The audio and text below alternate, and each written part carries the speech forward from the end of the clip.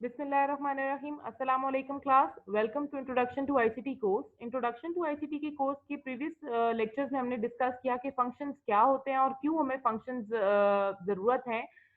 Python programming के अंदर हमने डिस्कस किया कि फंक्शंस हमारे पास एक ऐसा ब्लॉक ऑफ कोड है जिसे हम नेम देते हैं और फिर उसे बनाते इसलिए हैं कि ताकि हम उसे रीयूज कर सकें।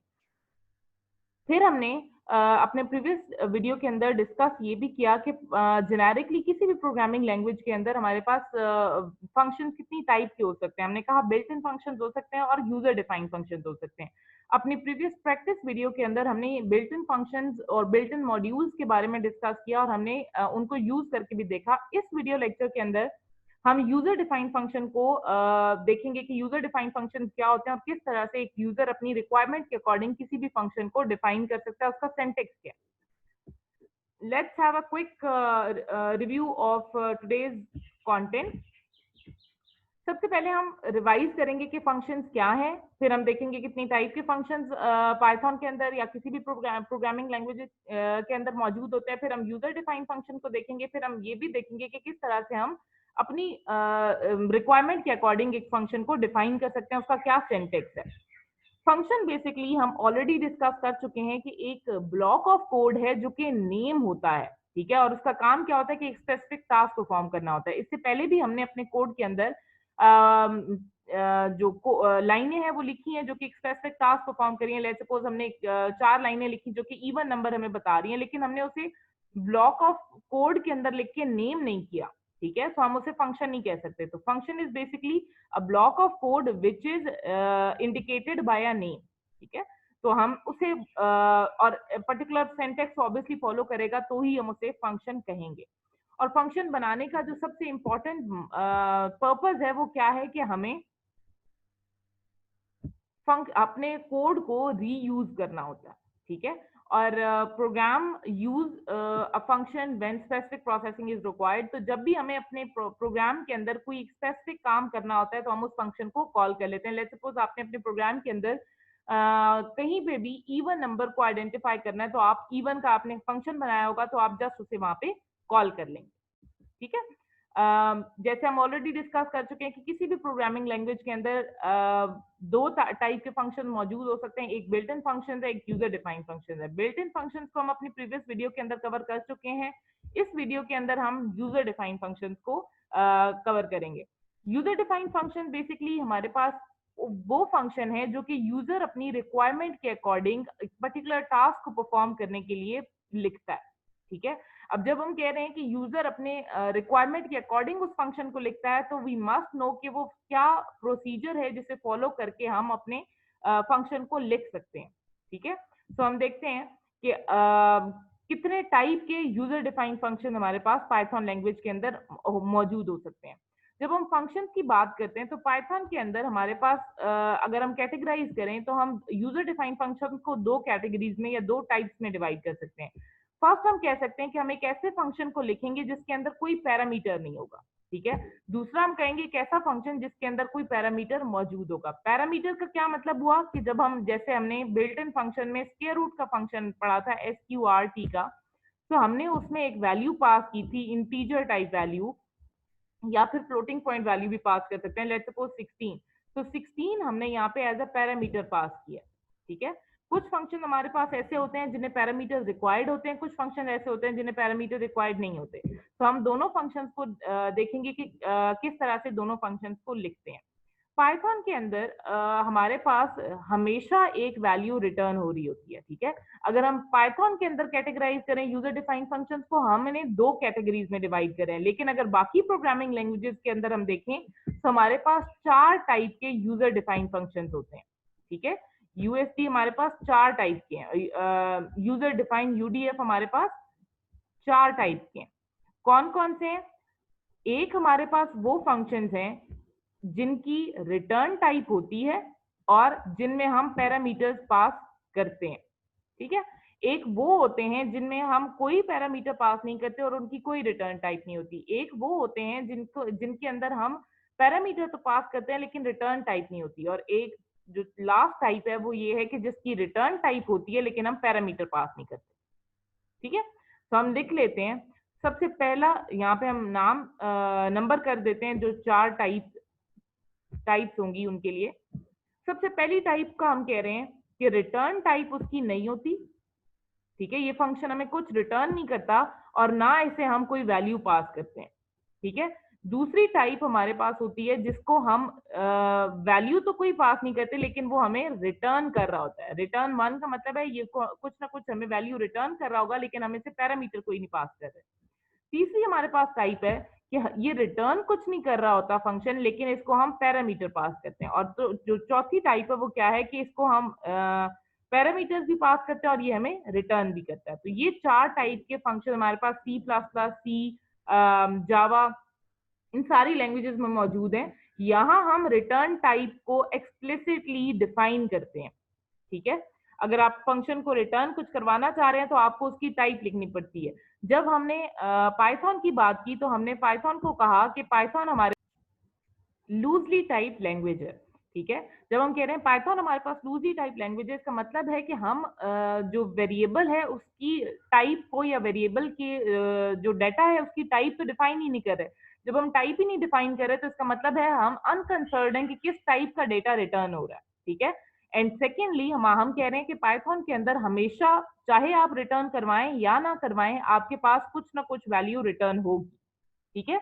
अब हम देखते हैं कि किस तरह से हम पाइथन के अंदर अपने फंक्शन को डिफाइन कर सकते हैं, कौन से वो स्टेप्स हैं जो कि हमें फॉलो करने पड़ेंगे।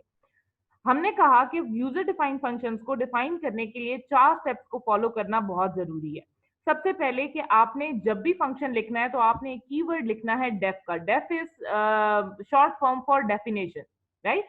कि आप अपने फंक्शन को डिफाइन करना स्टार्ट करने लगे हैं तो हम लिखेंगे डेफिनेशन का शॉर्ट वर्ड डेफ, ठीक।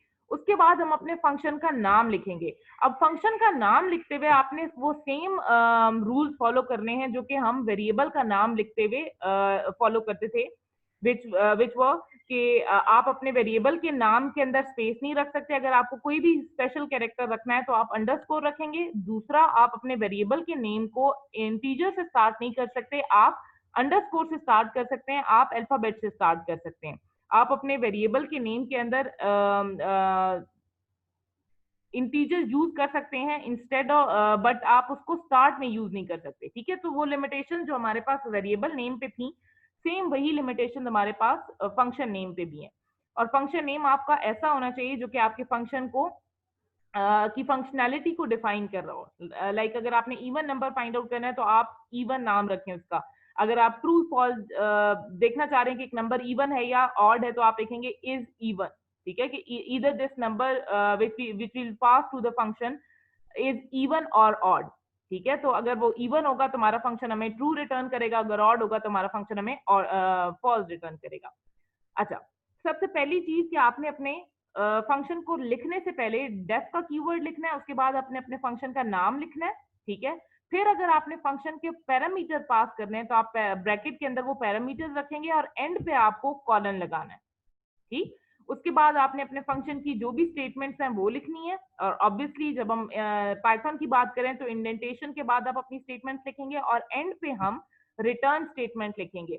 अगर हम यहाँ पे जैसे कि लिखा हुआ है कि without return statement your function will still return an object none, ठीक है। कि अगर आप रिटर्न स्टेटमेंट नहीं भी लिखते तो भी आपका जो पाइथन का फंक्शन है वो रिटर्न करेगा एक नन का ऑब्जेक्ट। नन एक स्पेशल क्लास है हमारे पास पाइथन के अंदर। जब हम देखेंगे तो हम उसको टाइप का फंक्शन लगा के देखेंगे भी कि हमारे पास रिटर्न टाइप किस डाटा की आ रही है, ठीक है। अच्छा, अब हम देखते हैं एग्जांपल के हम फंक्शन को डिफाइन करते हैं। हमने स्क्वायर रूट के फंक्शन को डिफाइन किया तो सबसे पहले हमने क्या लिखा, डेफ का कीवर्ड। उसके बाद स्क्वायर रूट का एक वैलिड नेम रखा है हमने, ठीक है। एक वैलिड नेम का मतलब है हमने अपने फंक्शन का एक वैलिड नेम रखा है। स्क्वायर अंडर रूट हमने रखा नाम। उसके बाद हमने ब्रैकेट के अंदर पैरामीटर पास किया और उसके बाद हमने कॉलन लगाया। उसके बाद इंडेंटेशन दी हमने और हमने अपना कोड लिखा और कोड के बाद हमने रिटर्न की स्टेटमेंट लिख दी, ठीक है। Let's quickly define a function and see how we can write a function in our Python language. Okay, हम क्या करते हैं, हम एक फंक्शन डिफाइन करते हैं। लेट्स सपोज हम फाइंड आउट करना चाह रहे हैं कि हमारा जो नंबर है वो इवन है या ऑड है, ठीक है। हम दोनों तरीके से देखते हैं। आप पहले पैरामीटर के बगैर देखते हैं, पास किए बगैर देखते हैं, फिर पैरामीटर पास करके भी देखेंगे। सबसे पहले काम हम क्या करते हैं, हम लिखते हैं डेफ, फंक्शन का नाम रखते हैं इवन, और कोई पैरामीटर पास नहीं करते। जब हम पैरामीटर पास नहीं करें तो इसका मतलब है हमें इनपुट फंक्शन के अंदर ही लेनी पड़ेगी। तो हम यहाँ पे इनपुट ले लेते हैं, a is equal to integer type input from user, then we have to check if this input number that user have entered is odd or even, ठीक है। if a modulus 2 is equal 0, then we have to print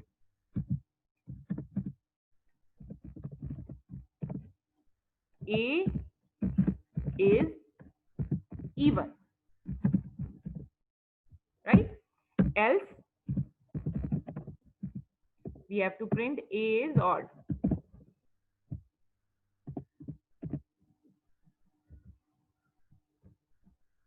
ठीक है, अब हमने function लिख दिया। अब function को कॉल करना, या जब भी हम फंक्शन लिखते हैं तो फंक्शन की एक तो दो काम करने जरूरी है। एक फंक्शन को डिफाइन करना जरूरी है, दूसरा फंक्शन को इन्वोक करना जरूरी है। इन्वोक करना या कॉल करना किसे कहते हैं कि आपने फंक्शन लिख तो लिया, जैसे हम बिल्ट इन फंक्शंस को इन्वोक कैसे करते थे कि हम इंपोर्ट करते थे लाइब्रेरी और फिर हम फंक्शन को कॉल करते थे। इसी तरह से अब हमने अपना फंक्शन लिख तो लिया, तो इसे इन्वोक करने के लिए हमें क्या करना पड़ेगा, हमें एक स्टेटमेंट लिखनी पड़ेगी। वो क्या स्टेटमेंट है, नीचे हम यहाँ पे इवन के फंक्शन को कॉल करेंगे। और कॉलिंग के लिए क्या करते होते हैं, जो डेफ का कीवर्ड है वो नहीं लिखते, जो आपके पास फंक्शन का नाम होता है, अगर दरम्यान में कोई पैरामीटर नहीं है तो हम कोई पैरामीटर पास नहीं करेंगे यहाँ पे। अगर यहाँ पे दरम्यान में एक पैरामीटर पास हुआ होगा तो यहाँ पे हम एक पैरामीटर पास करेंगे। अगर यहाँ पे दो पैरामीटर होंगे यहाँ पे हम दो वैल्यूज पास करेंगे। ठीक है, हमने इवन के फंक्शन को कॉल कर लिया। अब इसे रन करते हैं, सेव करते हैं और रन करके देखते हैं। Okay, syntax error, colon missing है। ओके, तो हमारे पास चूंकि हमने कोई मैसेज प्रिंट नहीं कराया हुआ था तो हमारे पास कोई मैसेज नहीं आ रहा। Better approach is to print a message that says enter a number. ठीक है, तो अब हमने मैसेज नहीं प्रिंट करवाया हुआ तो हम एक नंबर एंटर करते हैं, लेट्स सपोज 144। तो हमारे पास 144 इज इवन प्रिंट होके आ गया। ठीक है, अब लेट्स सपोज हम चाह ये रहे हैं कि हम ये जो नंबर है वो फंक्शन के अंदर ना डिफाइन करें बल्कि हम फंक्शन को पास करें वो नंबर। तो हम क्या करेंगे, हम इस फंक्शन के बाहर आके इस फंक्शन को इस वैल्यू को डिफाइन करेंगे। ठीक है, इनपुट हमने बाहर ली और फिर हमने वो इनपुट इस फंक्शन को पास कर दी, और यहाँ पे भी हम वो वेरिएबल का नाम लिखेंगे। अच्छा, वेरिएबल का नाम अगर यहाँ पे आपने ए रखा है तो यहाँ पे जरूरी नहीं है ए रखें, यहाँ पे मैं एन भी रख सकती हूँ। ठीक है, अगर एन रखूंगी तो फिर नीचे भी चेंज करना पड़ेगा, लेकिन ये जरूरी है कि अगर यहाँ पे एक आर्गुमेंट है तो यहाँ पे भी एक ही होना चाहिए, एक पैरामीटर है तो यहाँ पे भी एक ही पैरामीटर होना चाहिए। ठीक है, अब इसको रन करके देखते हैं। अब इनपुट नंबर लिया कहा जा रहा है इनपुट करें, तो हम कहते हैं लेट्स सपोज 55, तो 55 इज ऑड। ठीक है, अब दो नंबर करके देख लेते हैं। अच्छा, दो नंबर्स के लिए हम फिर यहाँ पे n कॉमा n1 कर देते हैं, और यहाँ पे हम कहते हैं कि n एंड n1 को भी चेक करो कि अगर वो भी इवन हुआ तो प्रिंट करवाओ कि n1 कॉमा n इवन है। ठीक है, अदरवाइज प्रिंट करवाओ n1 ऑड। ठीक है, अब यहाँ पे कंडीशन ये है कि दोनों नंबर हमारे पास इवन होने चाहिए, तब हमारे पास ये कंडीशन ट्रू होगी। तो हम क्या करते हैं, पहला नंबर तो हमने इनपुट लिया हुआ, एक और नंबर भी इनपुट लेते हैं और हम दोनों नंबर यहाँ पे a कॉमा b पास कर देते हैं। अब ये जो a है इसकी वैल्यू कहाँ पे जाएगी, n1 के अंदर, और b की जो वैल्यू है वो जाएगी हमारे पास n1 के अंदर। ठीक है, a की वैल्यू n के अंदर, b की वैल्यू n1 के अंदर। जहां जहां आपने जो पैरामीटर रखा था वो उसी के कॉरेस्पॉन्डेंस वेरिएबल के अंदर कॉपी हो जाएगा। ठीक है, अच्छा हमने यहां से पास की। सबसे पहले हम एंटर करते हैं 14, दूसरा नंबर हम एंटर करते हैं 2। तो 14 एंड 2 इज इवन। ठीक है, दोनों इवन नंबर हैं, ये हमें पता चल गया। ठीक है, अब अगर लेट सपोज मैंने एंड की कंडीशन लगाई हुई है, मैं एक तो इवन नंबर एंटर कर देती हूँ, मैं दूसरा ऑड एंटर कर देती हूँ, तो मेरे पास कंडीशन चूंकि फॉल्स हुई है तो 14 5 इज ऑड वाली स्टेटमेंट चल रही है। ठीक है, अगर ये दोनों ट्रू होते तो मेरे पास ये वाली कंडीशन ट्रू होती, ये इफ की कंडीशन ट्रू होती और मेरे पास ये स्टेटमेंट प्रिंट होती, लेकिन चूंकि एक कंडीशन ट्रू है एक फॉल्स है, तो मेरे पास एल्स की कंडीशन ट्रू एग्जिस्ट करी इस केस में और मेरे पास ये स्टेटमेंट प्रिंट होकर आ गई। ठीक है, आई होप ये आपको क्लियर होगा। नाउ लेट सपोज कि यूजर किसी केस के अंदर यहाँ पे इवन के अंदर वैल्यूज पास करना भूल गया। ठीक है, तो हम क्या करते हैं, हम यहाँ पे रन करके देखते हैं 14 5, तो हमारे पास एरर आ गया कि आपका जो इवन है उसको 2 आर्ग्यूमेंट्स की जरूरत थी जो कि मिसिंग है। ठीक है, तो हम क्या करते हैं, इस केस को अवॉइड करने के लिए हम क्या करते हैं, हम कुछ डिफॉल्ट वैल्यू सेट कर देते हैं कि अगर यूजर कुछ नहीं पास करता तो n और n1 की कुछ ना कुछ वैल्यूज हमारे पास यहाँ पे मौजूद हो।